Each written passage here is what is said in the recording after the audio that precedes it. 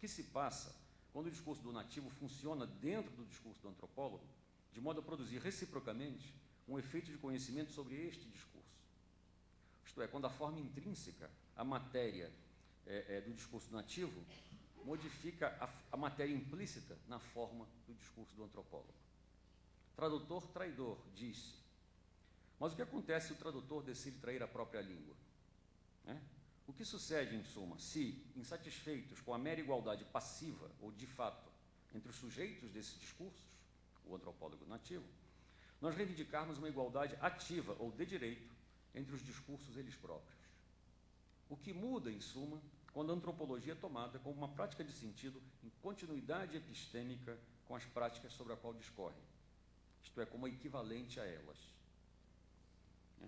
Isto é, o que acontece quando aplicamos a noção de antropologia simétrica à própria antropologia, não para fulminá-la por ser colonialista, nem para exorcizar seu exotismo, nem para minar seu campo intelectual e empresas do gênero, mas para fazê-la dizer outra coisa, simplesmente. Outra coisa não só que o discurso do nativo, por isso é algo que a antropologia não pode deixar de fazer, mas outra coisa é que o discurso, em geral sussurrado, que o antropólogo enuncia sobre si mesmo ao discorrer sobre o discurso do nativo. Se fizermos tudo isso, eu diria que estaremos fazendo o que sempre se chamou propriamente de antropologia, em vez de, eu não resisto à provocação, sociologia ou psicologia, por exemplo.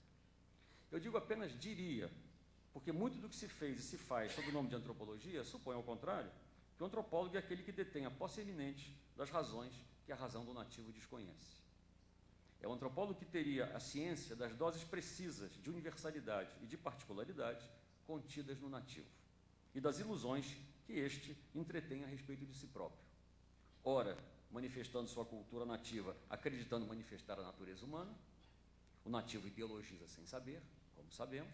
Ora, manifestando a natureza humana, acreditando manifestar sua cultura nativa, pois o nativo cogniza a revelia, como também sabemos.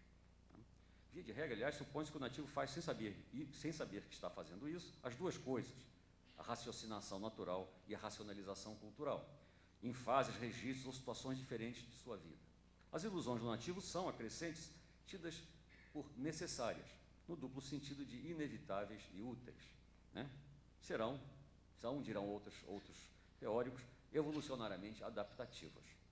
É tal necessidade, aliás, que define o nativo e o distingue do antropólogo.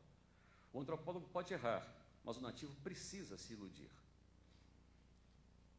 Assim, o antropólogo conhece de jure o nativo, ainda que possa desconhecê-lo de facto.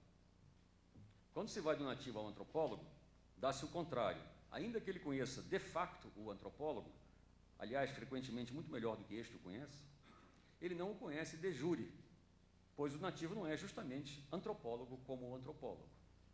A ciência do antropólogo é de outra ordem que a ciência do nativo, e precisa sê-lo.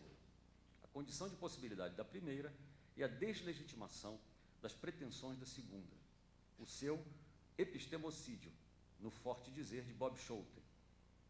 Ou seja, o conhecimento por parte do sujeito parece exigir o desconhecimento por parte do objeto. Bem, talvez não seja realmente preciso fazer um drama a respeito disso, dessa história tão horrível que eu contei. Como atesta a história da disciplina, esse jogo discursivo com essas regras desiguais disse muita coisa instrutiva sobre os nativos, afinal. Mas a experiência que eu proponho aqui, nesse momento, consiste precisamente em recusar esse jogo. Não porque ele porque ele produza resultados objetivamente falsos, isto é, porque ele represente de modo errôneo a natureza do nativo. Ao contrário, uma vez dados os objetos que o jogo clássico se dá, seus resultados são frequentemente convincentes, ou pelo menos, como gostam de dizer os seus adeptos, plausíveis. Recusar esse jogo significa apenas dar-se os outros objetos compatíveis com as outras regras acima esboçadas. O que estou sugerindo, em suma, em poucas palavras, é a necessidade de escolher entre duas concepções da antropologia, radicalmente diferentes. De um lado, nós temos uma imagem do conhecimento antropológico como se resultante da aplicação de conceitos extrínsecos ao objeto. Nós sabemos de antemão o que são as relações sociais, ou a cognição, ou o parentesco, a religião, a política e assim por diante. E vamos apenas ver como tais entidades se realizam neste ou naquele contexto etnográfico. Como elas se realizam, é claro, pelas costas dos interessados. De outro lado, e este é o jogo aqui proposto, está uma ideia do conhecimento antropológico como envolvendo a pressuposição fundamental de que os procedimentos que caracterizam a investigação são conceitualmente da mesma ordem que os procedimentos investigados. Tal equivalência no plano dos procedimentos, sublinhe-se, supõe e produz uma não equivalência radical de tudo mais. Pois, se a primeira concepção de antropologia imagina cada cultura ou sociedade como encarnando uma solução específica de um problema genérico, ou como preenchendo uma forma universal, que é o conceito antropológico, com um conteúdo particular, que é o costume nativo, a segunda concepção, que é a que eu defendo aqui, suspeita ao contrário que os problemas eles próprios são radicalmente diversos. Sobretudo, ela parte do princípio de que o antropólogo não sabe de antemão quais são esses problemas. O que a antropologia, nesse caso, põe em relação não são problemas, são problemas diferentes, e não um problema único, natural, e suas diferentes soluções culturais, que é o modo como, tradicionalmente, nós encaramos a comparação intercultural. A arte da antropologia, penso eu, é a arte de determinar os problemas postos por cada cultura, e não a arte de achar soluções para os problemas postos pela nossa. Como disse Marshall Sahlins, os povos não ocidentais do planeta não estão aí para resolver os problemas que nós criamos, né? Essa foi uma das lições mais importantes que eu aprendi com os meus professores. E é justamente por isso, porque a arte da antropologia é de determinar os problemas diferentes que cada povo se põe, que o postulado da continuidade de procedimentos é um imperativo epistemológico.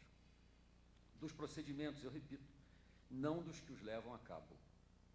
Pois tampouco se trata de condenar a antropologia clássica por produzir resultados subjetivamente falseados, por não reconhecer ao nativo sua condição de sujeito, por mirá-lo com um olhar distanciado e carente de empatia, por construí-lo como um objeto exótico, por diminuí-lo como um primitivo não coevo ou observador, por negá-lo o direito humano à interlocução.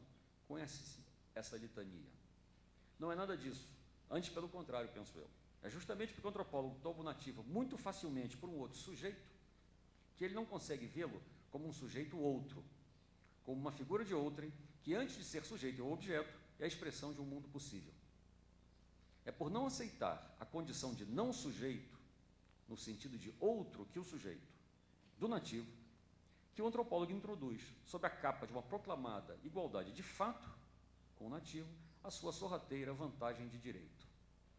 O antropólogo sempre sabe demais sobre o nativo desde antes do início da partida.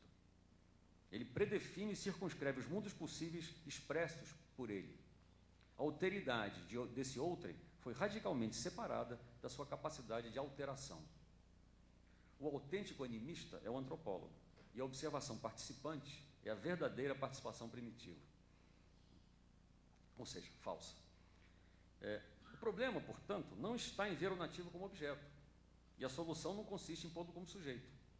Que o nativo seja um sujeito, não há a menor dúvida, mas o que pode ser um sujeito, eis precisamente aquilo que o nativo obriga o antropólogo a pôr em dúvida, pois esta é a cogitação especificamente antropológica, né? Só ela permite à antropologia assumir a presença virtual de outrem, que é a sua condição, e que determina as posições derivadas e vicárias de sujeito e de objeto. Eu evoquei aqui a distinção kantiana, criticista, entre o quid facti e o quid juris. Ela me pareceu útil, porque o primeiro problema que o antropólogo se defronta consiste nessa avaliação da pretensão ao conhecimento implícita no discurso do antropólogo. Esse problema não é cognitivo, sublinho, ou seja, não é psicológico, não concerne a possibilidade empírica do conhecimento de uma outra cultura. Posso ou não conhecer os outros, eles são cognoscíveis ou não. Não é essa a questão, o problema é epistemológico, isto é, político. Ele diz respeito à questão propriamente transcendental e não empírica da legitimidade atribuída aos discursos que entram em relação de conhecimento. Em particular, as relações de ordem que se decide estatuir entre esses discursos, relações que certamente não são inatas, como tampouco são os seus polos de enunciação. Pois, surpresa, ninguém nasce antropólogo, e, mais surpresa ainda, ninguém nasce nativo. A antropologia, tal como eu entendo, começa por afirmar a equivalência de direito entre o discurso do antropólogo e o discurso do nativo, bem como a condição mutuamente constituinte desses discursos, que só acedem como tais à existência ao entrarem em relação de conhecimento. Não há sociedade ocidental, não há sociedade borô, senão a partir do momento